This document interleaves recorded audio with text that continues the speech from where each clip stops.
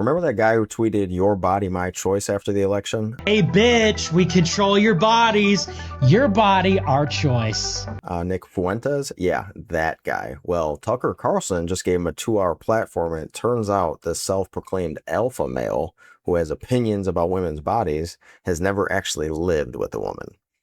Not once. Not as a roommate, not as a boyfriend, not even as that weird third wheel on a leash who never does the dishes. He's 27 years old. So let's watch Tucker discover this live on air. I would say that when you say you don't fully understand women, to me, I feel like women are very simple in terms of. Have you ever lived with one? No, I haven't lived with them, but I mean, and don't get me wrong, maybe it's difficult, but I feel like they're pretty simple.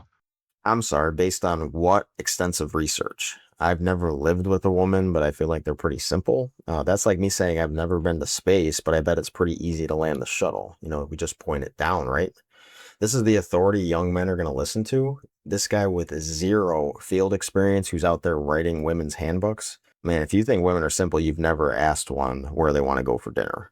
So let's hear more of Nick's totally based on real experience theories. I disagree. I feel like men are complicated. I feel like women are like, I'm hungry, I'm horny. I feel like men are very complicated. Really? How? Because men are masters of the universe. Women are the universe. This is what Spengler says about them. And so I think that men have like a deep connection to things like math and space, and they want to conquer the world. Of course. And, things like this. And women, I feel like, are actually very primal and instinctual. Okay, so men have a deep connection to math and space, according to the movement that's also banning books, defunding education, calling climate scientists liars, and thinks the earth might be flat, depending on which podcast they're listening to that morning. You can't claim men are rational science-based thinkers while your political movement is actually dismantling science. Pick a lane, bro. Either we're logical masters of the universe, or we're conspiracy theorists who think JFK Jr. is coming back. You don't get both. And you're citing Spengler, a philosopher from 1918, to explain modern women? Men are so Yes. squeamish. Yes. Women are not at all. They give birth. Wait, men are squeamish? Which men? Are you squeamish, Nick? Because that sounds like a you problem that you're generalizing to all men.